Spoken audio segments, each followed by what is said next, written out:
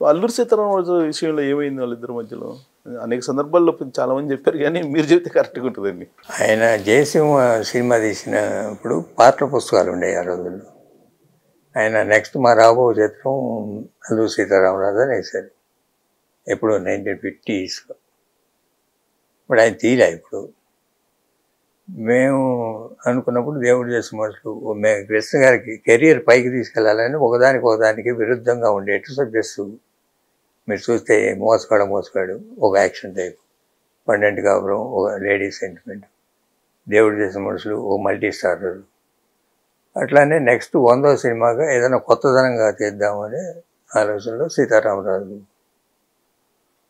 అంటే రిస్క్ సీతారామరాజు అల్లూరి సీతారామరాజు మామూలుగా హిస్టారికల్ చేయాలంటే బయోగ్రాఫికల్, దాంట్లో జనాన్ని ఆకర్షించే ఎలిమెంట్స్ ఏముంటాయి?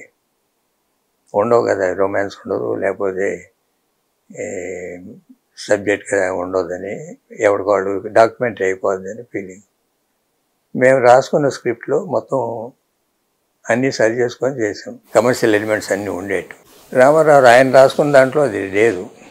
మామూలు డాక్యుమెంటరీ టైప్లో, అంటే ఆయన రాసుకుంటే రైటర్ ఎవడో రాసేసి అని. ఆయన ఉద్దేశం ఏంటంటే ఇప్పుడిప్పుడే పైకి వస్తున్నారు పిల్లలు, పాడైపోతారు, కంపెనీ అభివృద్ధిలోకి వచ్చింది, రిస్క్ అవుద్దని. సో మంచికే, మంచి ఉద్దేశంతోనే ఆయన. మనకేంటంటే మన నమ్మకం, మనం ఏదో చిరస్థాయిగా కృష్ణ గారి కెరియర్లో ఒక సినిమా నేర్చుకోవాలి 100వ సినిమాగా అనేది మా తాపత్రయం మాది. ఆ ఉద్దేశంతో తీసాం సినిమా. తీసిన తర్వాత ఆయన ఫీలింగ్ ఏంటి? తీసిన తర్వాత ఆయన చూడాల సినిమా 2-3 ఏళ్ళు మాట్లాడలేదు. అవునా? సినిమా బాగుంది, ఆడింది, పెద్ద ఎత్తున ఏదో కొత్తదనం తీసుకురావాలని ఏదో సినిమా స్కోప్ తీసుకొచ్చాము. ఎక్కడ చింతపల్లి వెళ్ళి ఓజన్ లొకేషన్లో షూటింగ్ చేసాము. చాలామంది ఆర్టిస్టులు అంతా అక్కడికి తీసుకెళ్ళాం. చాలా కష్టాలు పడ్డాం సినిమాకి. కష్టమైనా ఫలితం ఉంది కాబట్టి ఏం పెద్ద ఇప్పటికీ నిలిచిపోయే సినిమా అయింది కదా. అది 50 ఏళ్ళైనా కూడా అది ఒక ల్యాండ్ మార్క్ సినిమా ఈ తెలుగు ఫిల్మ్ ఇండస్ట్రీకి. కృష్ణ గారు అనేక సినిమాలు తీశారు కదా. మీ చాంబర్కి రాగానే ఫస్ట్ కనిపించింది ఏంటంటే అల్లూరి సీతారామరాజు గెటప్లో కృష్ణ గారు ఉండేది. అది ల్యాండ్ మార్క్ అనేనా పెట్టుకుంది మీరు? ఆయన ల్యాండ్ మార్క్ సినిమా. అదే అందుకే పెట్టుకున్నారు చాంబర్లో. అదే ఎవరు చాలా సినిమాలు ఉన్నాయి కదా. చాలా సినిమాలు ఉన్నాయి. ఎన్నున్న సీతారామరాజు ఇవాళ జీవిత చరిత్ర చెప్పుకుంటున్నారంటే ఈ సినిమా బట్టి. లేకపోతే సీతారామరాజు విగ్రహం భీమవరంలో పెట్టారంటే ఈ రూపురేఖల్లోనే పెట్టారు. ఒరిజినల్ సీతారామరాజు లాగా పెట్టలేదు వాళ్ళు, ఈ రూపురేఖలు ఉండేట్టు పెట్టారు. ఇది నరేంద్ర మోడీ ఓపెన్ చేసింది. సో అందుకే మీరు ఆ సినిమా చిరస్థాయిగా అసలు ఎప్పటికీ మర్చిపోలేనటువంటి. సార్ మా ఫౌండేషన్ మోసగాడి కంపెనీ ఫౌండేషన్. చిన్న సినిమా అయినా ఇప్పటికే ఈ కంపెనీ ఇలా నిలబడిందంటే ఫౌండేషన్ అదే. సో ఇప్పుడు జనరల్గా ఫ్యామిలీ మెంబర్స్ సినిమాల్లోకి వస్తుంటారు కదా. మీరు ముగ్గురు అన్నదమ్ములు, మీకు ఎప్పుడు సినిమాల్లోకి రావాలి, తెర మీద కనిపించాలని అనిపించలేదా? అంటే సినిమాల్లోకి రావాలంటే మీరు నిర్మాతగా ఉన్నారు, ఒక భాగస్వామ్యం ఉంది, నేపథ్యం ఉంది, కానీ తెర మీదకి రావాలనే ఆలోచన ఎప్పుడు లేదు, రాలేదు ఫస్ట్ నుంచి. అంటే ప్రొడ్యూసర్ బాధ్యత ఎక్కువ. ఇవాళ ప్రొడ్యూసర్లు అంటే క్యాషియర్లు అయిపోయారు, కానీ ఇప్పుడు చేసే 20 మంది పని ఒకళ్ళు చేసేవాళ్ళం. స్క్రిప్ట్ సెలెక్షన్ కానీ, ఆర్టిస్ట్ సెలెక్షన్ కానీ, ఈ సెట్ వైజ్ బ్రేక్ డౌన్ అని కానీ, లొకేషన్ సెలెక్షన్ కానీ, ఏదైనా రిలీజు, ప్రమోషను, ఏదో డిజైన్ చేయాలనుకుంటే అవసరమైతే ఈశ్వర్ ఇంటికి వెళ్ళి 2-3 రోజులు కూర్చునేవాళ్ళు కూడా నైట్స్. సాటిస్ఫాక్షన్ వచ్చేవారు. ఇప్పుడంటే మీకు ఫోటోషాప్ ఏదో వచ్చింది, ఈ ఫోటో తీసి పెడతారు, అవును, గ్రీన్ మ్యాట్లో పెట్టేసి లాగిచ్చేస్తారు. అప్పుడు అవి లేవు కదా. హ్యాండ్తో స్కెచ్ చేసేటప్పుడు మనం కూర్చుంటే కొంచెం బెటర్గా చేస్తాడు మనసు పెట్టి. సో మీరు జనరల్గా ఇప్పుడు ఎన్టీ రామారావు ఫ్యామిలీ ఉందనుకోండి, పిల్లలు ఆల్మోస్ట్ తెర మీద కనిపిస్తుంటారా? ఆల్మోస్ట్ అందరూ ఏదో ఒక రూపంలో. థర్డ్ జనరేషన్ కూడా వస్తున్నట్టుంది, మోక్షజ్ఞ కూడా ఏదో వస్తున్నాడు అంటున్నారు. కృష్ణ గారి తర్వాత తెర మీద కనిపించింది ఇది మహేష్ బాబు ఉన్నారనుకోండి, మహేష్ బాబు పిల్లలు ఉన్నారనుకోండి, నెక్స్ట్ జనరేషన్ ఎవరు కనిపించట్లేదు? రమేష్ బాబు కనిపించాడుగా, 15-20 సినిమాలు రమేష్ చేశాడు. తర్వాత మహేష్, మందులో కూడా 2-3 సినిమాలు ఏదో యాక్ట్ చేసింది. వీళ్ళు కూడా పిల్లలు చిన్నప్పుడు చేశారు, పద్మ కానీ.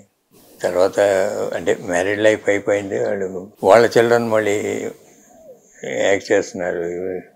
పెద్దమ్మాయి పద్మ కొడుకు అశోక్, ఇప్పుడు ఓకే, జయదేవ్ అబ్బాయి.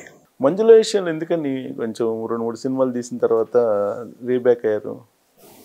తర్వాత సినిమాలు తీసుకుంటుంది, ఇంట్రెస్ట్ పోయింది. తనకే ఇంట్రెస్ట్ లేదా అంతేనా? జనరల్గా సినిమా ఫీల్డ్లో నుంచి, ఫ్యామిలీ నుంచి వచ్చిన ఆడపిల్లల్ని పెద్దగా యాక్సెప్ట్ చేయరు అనేది ఒకటి ఉంది కదా. ముందుండేది, ఇప్పుడు ఎక్కడ ఉంది? బిగినింగ్లో ఉండేది తప్ప ఇప్పుడు లేదు. ఇప్పుడు ఎవరి కెరీర్ వాళ్ళు ప్లాన్ చేసుకుంటున్నారు, అబ్బాయిలు కానీ అమ్మాయిలు కానీ. వాళ్ళకి ఫ్రీడమ్ ఇచ్చేసాం ఇప్పుడు. మీ దగ్గర ఎప్పుడు ఫ్రీడమ్ ఉంటుంది అనుకుంటా కదా, అమ్మాయిల ఫ్రీడమ్ కూడా ఎక్కువ ఉంటుంది కదా మీ ఫ్యామిలీలో. అవును, మిగతా ఫ్యామిలీలో కొద్దిగా అమ్మాయిలు అంటే కొంచెం ఏదో కొన్ని రిస్ట్రిక్షన్స్ పెడతారు, మీకు అలాంటి రిస్ట్రిక్షన్స్ ఏమి? అన్నగారు అమ్మాయిలో పెద్ద అమ్మాయి జయదేవ్ వైపు అమరాజా వాళ్ళ, రెండో అమ్మాయి మంజుల, మూడో అమ్మాయి సుధీర్ బాబు హీరో ఉన్నాడు కదా, అతను చేసి.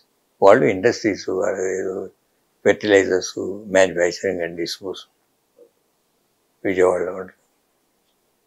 మీకు ఒక బాబే కదా? నాకు ఒక బాబే. మీ బాబుని కూడా ఇటువైపు వాడేంత బిజినెస్, ఇంజనీరింగ్, లండన్లో ఎడ్యుకేషన్. ఇక్కడికి వచ్చి ఏం చేస్తారో, సినిమాలు తీస్తామంటే నాకు సినిమాలు వద్దు, కన్స్ట్రక్షన్కి వెళ్తానని వెళ్ళాడు. సో ఎప్పుడు అసలు సినిమాల జోలికి రావాలని అనుకోలేదు? ముందు అడిగాను సినిమాలు అంటే, వాళ్ళు ఈ సినిమాలు చేసే వాళ్ళందరికీ చాలామంది ఫ్రెండ్స్. ఇప్పుడు రాము, గోపి అని ప్రొడ్యూసర్లు, శంకర్ అనిలు, ఈ మైత్రి నవీన్ కానీ, వీళ్ళంతా, కళ్యాణ్ రాము, జూనియర్ ఎన్టీఆర్, వీళ్ళంతా ఫ్రెండ్స్ వాడికి. వాళ్ళు పడే కష్టాలు వీళ్ళు చూసి నాకు సినిమాలు వద్దు, నేను కన్స్ట్రక్షన్కి వెళ్తాను. అంటే కన్స్ట్రక్షన్ వెళ్ళేటైతే ఎక్కడ పనిచేసి నేర్చుకోరాని 2 years ఫినిక్స్ కంపెనీలో, చుక్కపల్లి సురేష్ గారి కంపెనీలో పెట్టి మార్కెటింగ్ అన్నీ చేసుకున్నాక కన్స్ట్రక్షన్కి వెళ్ళారు. ఇప్పుడు విజయవాడలో తాడేపల్లిలో విల్లాస్ కట్టారు. కాదు, సినిమా ఫ్యామిలీ ఏంటి, జనరల్గా అందరూ ఏమనుకుంటారంటే తెర మీద కనిపించాలి హీరో, దాని ఫాలోయింగ్ వ్యవహారం అంతా డిఫరెంట్గా ఉంటుంది కదా. అసలు మీ అబ్బాయి అసలు ఇటువైపే రాకూడదు అనుకుంటారంటే అది ఎంత కష్టంగా ఉంది సినిమా అనేది అర్థమవుతుంది. మరి హనుమంతరావు గారు మీ ఇంకొక అన్న కదా, తను పిల్లలు? వాళ్ళు 2 అబ్బాయిలు సినిమాలోనే ఉన్నారు. హిందీ ఎక్కువ చేస్తుంటారు, బాంబేలో ఓటీటీ సినిమాలు తీస్తుంటారు. ఇప్పటికీ పెద్దవాడము కొంచెం రిటైర్ అయ్యాడు. అమ్మాయి పెళ్లి చేసి అమెరికా పంపించారు, అబ్బాయిని కూడా అమెరికా పంపించారు. రెండో వాడు మాత్రం సినిమాలు, ఓటీటీ, హిందీ ఎక్కువ చేస్తుంటాడు, బాంబే ఎక్కువ.